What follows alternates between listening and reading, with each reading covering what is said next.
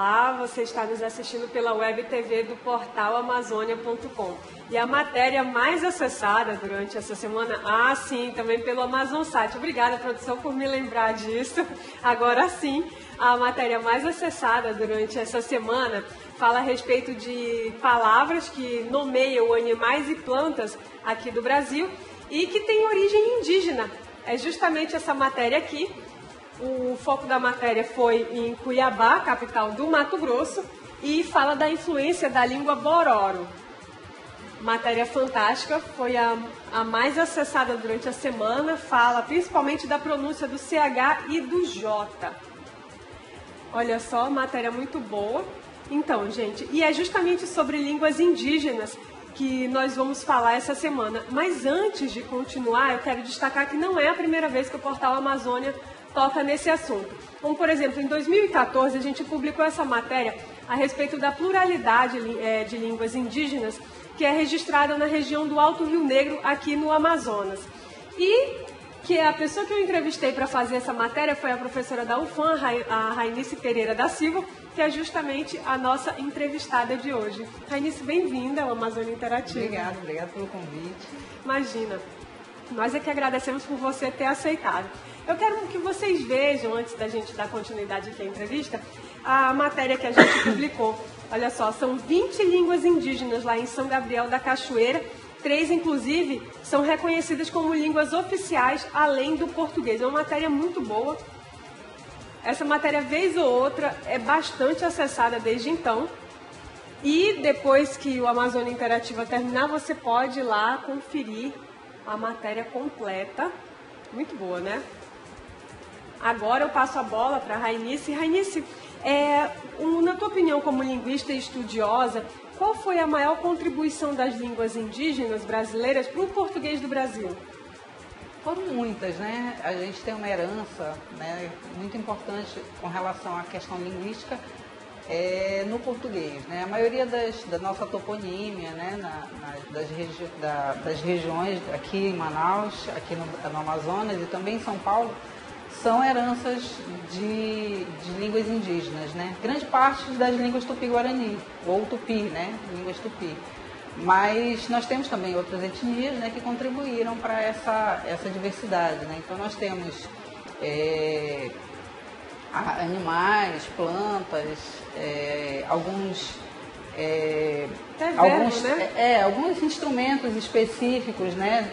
O tipiti, né, que a gente usa aqui, que em alguns lugares é tapiti, né? Então, nós temos muitas, linguisticamente falando, nós temos herança para dar e vender aí.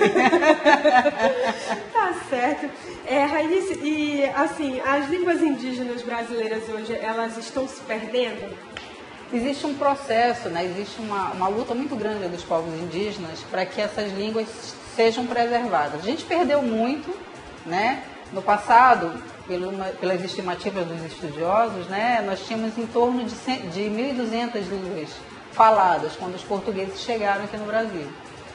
Dessa quantidade, ficaram, em média, né, aproximadamente 200, de 180 a 200 línguas que ainda continuam sendo faladas. Mas quando a gente fala faladas, né, a gente imagina que tem muitos falantes ou que tem muitas pessoas falando. Na maioria dessas línguas, você tem poucos falantes, né? Em alguns casos, você tem alguns idosos, né? Alguns velhos, porque falar velhos não tem problema para índio, né? Então, nós temos cerca de algumas línguas dessas que são faladas somente pelos idosos, né? Os mais novos não querem mais falar a língua indígena, ou por uma questão de preconceito, ou, né? A língua, para ela permanecer, ela precisa ser falada, né? Se você deixa de falar a língua acaba se perdendo. Não que o povo vá sumir, né? E é um engano muito grande pensar que o índio, quando ele deixa de falar a língua dele, ele deixa de ser índio, né? Na verdade, ele permanece porque a questão indígena, o fato de você ser alguma coisa, né? Como o Darcy Ribeiro dizia, a etnia é uma coisa muito forte, né? É mais forte que aço, é mais forte que qualquer outro metal, né? Porque você pertence àquele povo. Então, quando você pensa em diversidade, você tem que pensar que existe muitas línguas faladas, mas a proporção, né, de falantes não é tão bom quanto a gente gostaria que fosse. Então, existem línguas que têm 10 falantes, existem línguas que têm 1000 falantes, né? Existem aquelas que têm um pouco mais de segurança, que são aquelas línguas que têm 30 mil falantes. Existem, né? no Brasil? Em algumas, no Brasil, acho que o caingangue é uma língua que tem bastante falantes, no sul? E o guarani. O caingangue no sul? O caingangue é uma língua que é bem falada, né? Tem bastante falante. Aqui no Amazonas nós temos algumas línguas que têm um quantitativo populacional de falantes ainda muito bom, que é o ticuna, né? Sim. Mas, assim, todas estariam ameaçadas de qualquer forma. Na tua opinião, a gente pode dizer que essa pluralidade linguística registrada aqui no Alto Rio Negro, ela existe, ela ainda resiste por conta da nossa geografia, do relativo isolamento em que esses povos se encontram aqui? A gente pode falar que sim, né, que o fato de estarem numa região mais com difícil acesso faz com que as línguas se preservem um pouco mais. Mas é aquilo que eu falei ainda há pouco, a língua, para ela se preservar, ela precisa ser falada, né? Assim como o português, se a gente parasse de falar o português iria acabar, né? Então, ela precisa ser falada. Então, a ideia é que você passe para esses povos ou que você pense, né, nesse sentido de que as línguas precisam de falantes, né?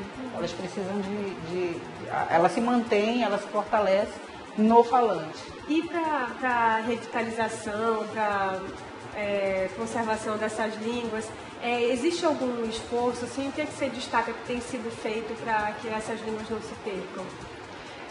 Assim, existem vários projetos, né? Da Constituição de 88 para cá, né? Que foi quando foi estabelecida uma segurança maior, né? Porque existe na Constituição os artigos que dizem que os povos indígenas eles precisam de uma série de direitos, né? Exato. Garantidos, que é a questão da educação diferenciada, específica, né? Daí para cá, né, várias conquistas, não o ideal, como os povos gostariam que tivesse, mas várias conquistas foram sendo, né, conseguidas nesse período. Então, a educação escolar indígena, né, tem um forte movimento com relação à questão da preservação linguística, né? Assim, não se quer que deixe de ensinar o português, porque a língua oficial do país é o português. Né? Então, o fato de você ser bilíngue não é um problema, né? Sim. Então, você pode falar a sua língua, você pode falar o português sem problema nenhum. Então, a questão da educação escolar indígena, nesse ponto, alguns avanços estão sendo feitos, né?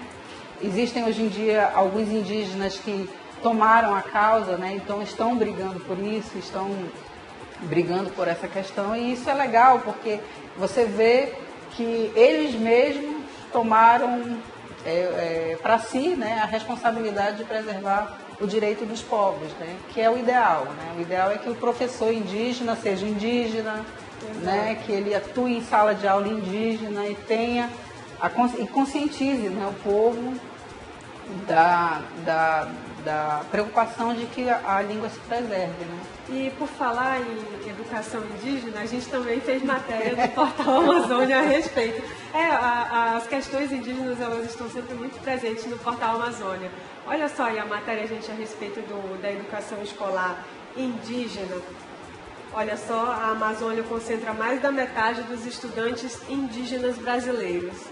Nos 9 estados da região estão mais de 150 mil estudantes indígenas e o Amazonas possui o maior contingente.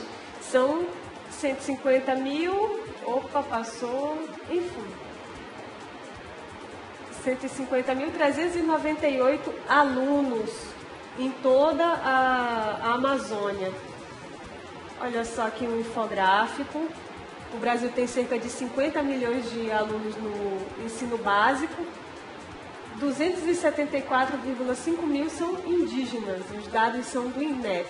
Na Amazônia brasileira tem mais de 150 mil. Olha só.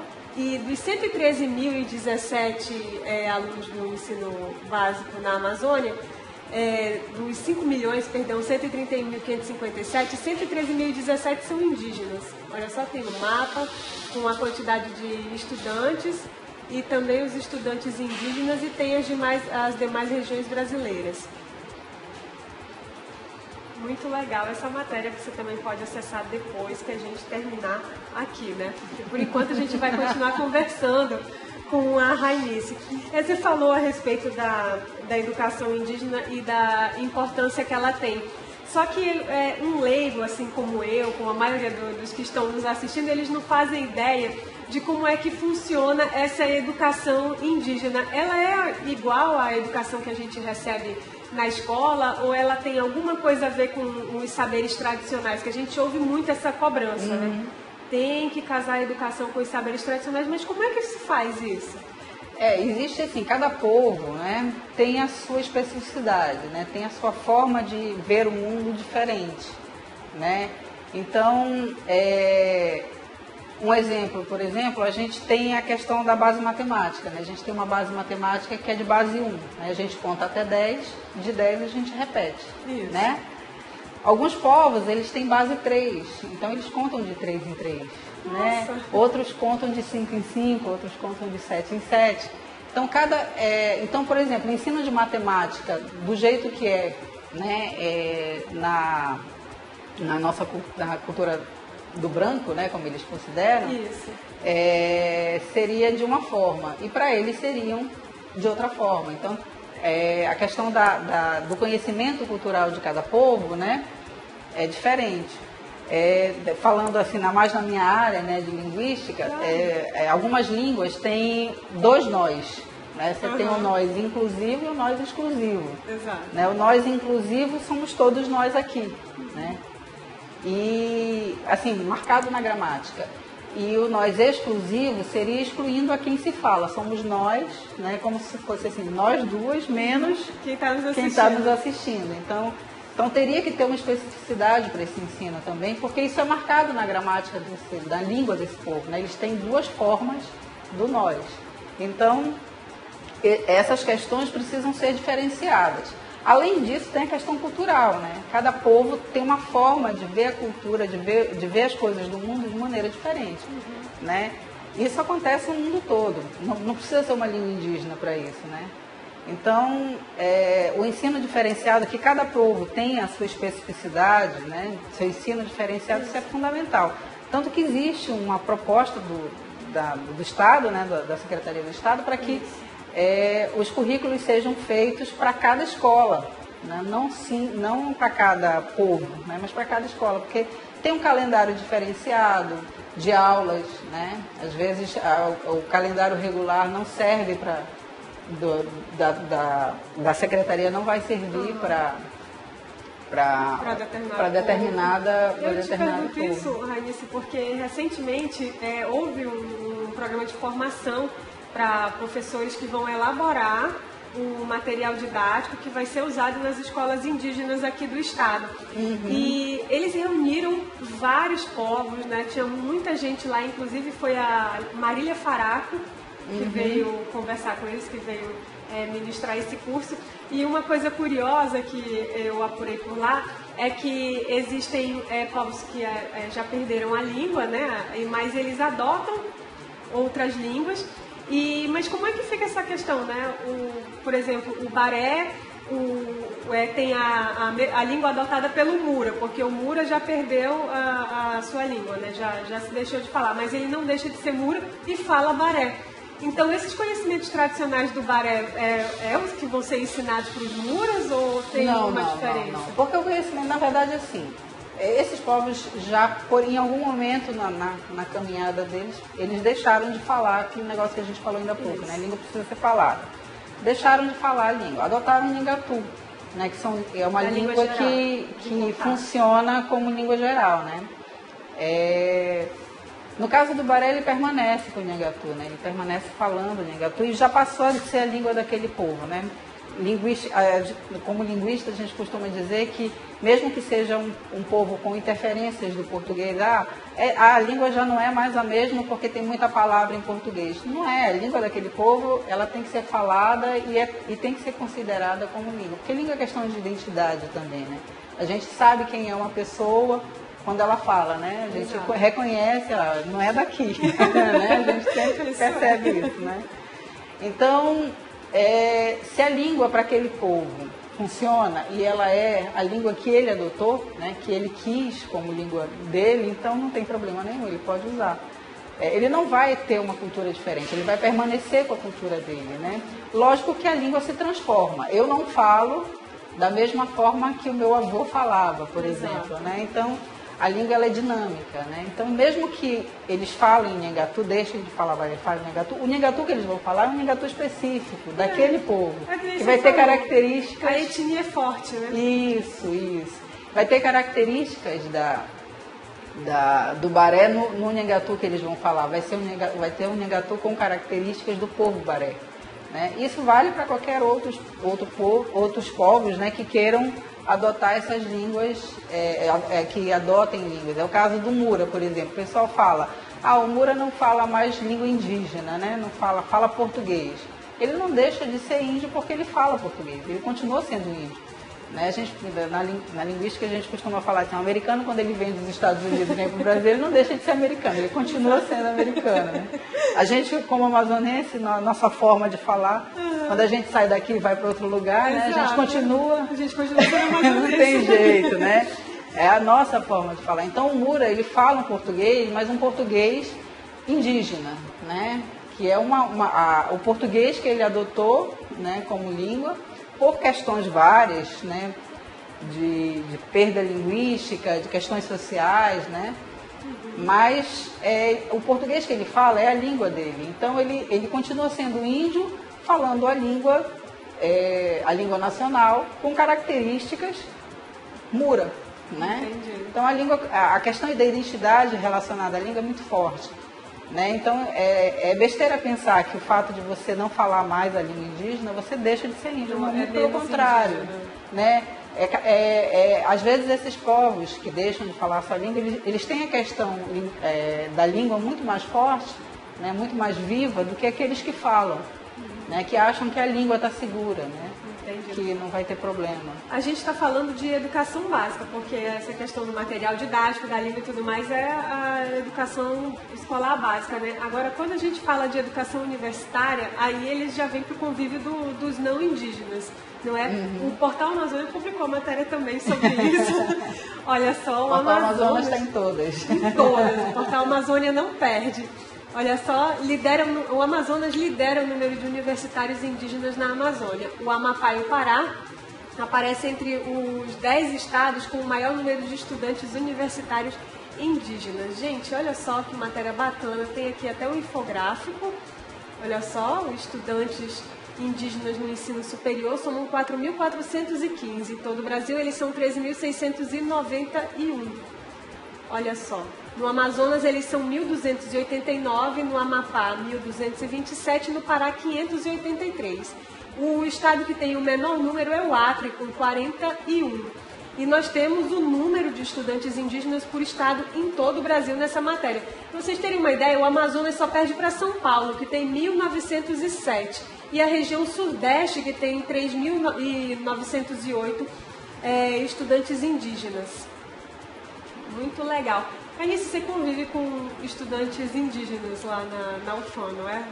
Né? A UFAM tem programas, né? Tem programas que são específicos para a formação que a gente chama de intercultural, né? Então, existem projetos interculturais, um da FACED que funciona muito bem, que é um projeto bem bacana que é feito lá, um projeto feito pela Faculdade de Educação que também tem esse perfil, né? De formar somente professores indígenas, né? Formar para que eles atuem na sala de aula do ensino fundamental de quinta a nona, né? E no ensino médio. Que até então o governo do estado forma para que atue de primeira a quarta, né? Naquela educação, na educação básica, naquela primeira fase, né? E aí as universidades são as responsáveis por dar formação superior.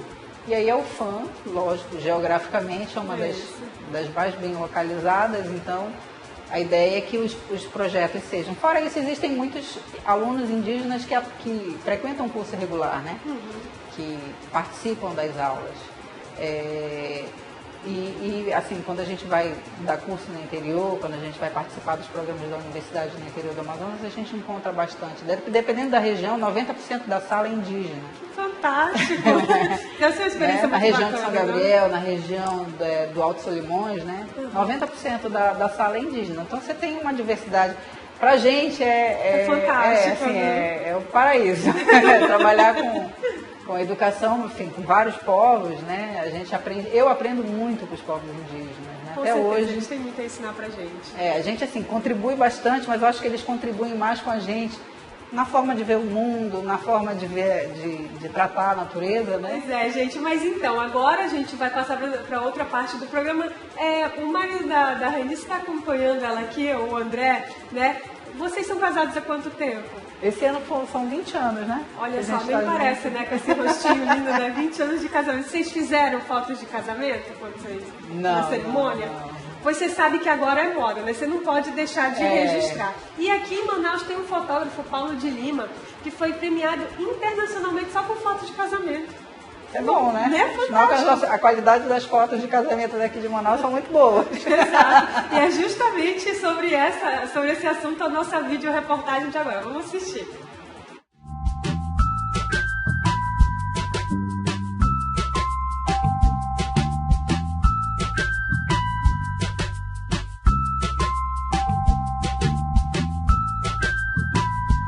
Fotografia é algo que veio já comigo tem uns 20 anos. Eu fotografei por uns 15 mais ou menos como hobby, era apenas prazer e depois eu transformei isso em profissão. Eu trabalho hoje há 5 anos já profissionalmente. O casamento tem mais ou menos 4 anos que eu estou trabalhando especificamente com eles e agora eu tive a felicidade de pela segunda vez ganhar um outro prêmio. É um prêmio internacional, o nome da associação chama Bride Association.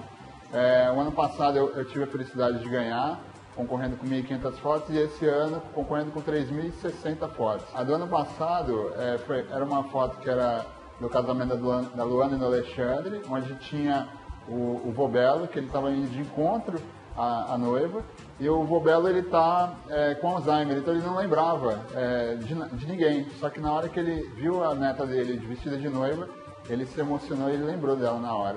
E em 2016 eu tive a felicidade de um casamento que foi no final do ano, de ganhar uma interação da noiva com o irmão dela, que ele está sendo refletido no vidro do carro. Era um casamento até atípico aqui em Manaus, porque era um casamento pela manhã. O mercado de casamento é um mercado que tem crescido bastante.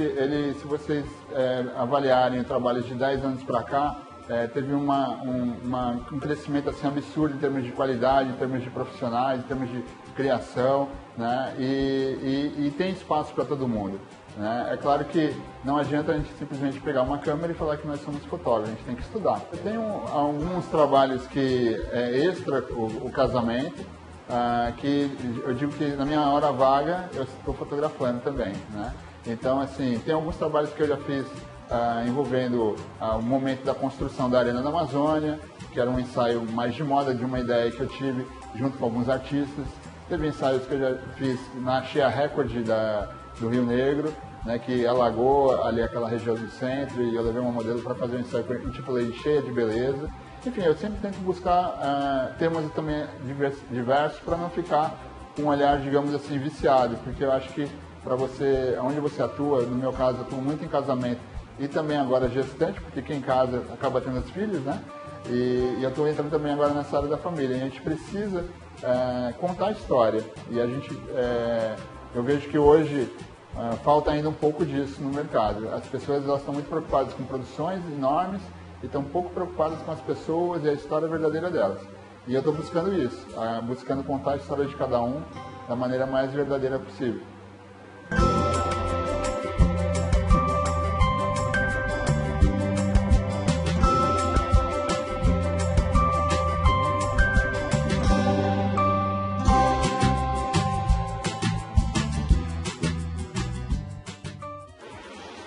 muito bacana e a matéria, vídeo reportagem que o Diego Oliveira fez pro Amazônia Interativa. Gente, tudo que o Diego Oliveira faz é perfeito. Esse menino é fantástico, é um dos nossos repórteres mais talentosos. E agora tem as 5 mais acessadas da semana.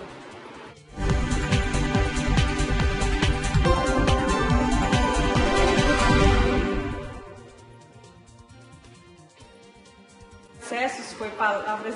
Opa, já?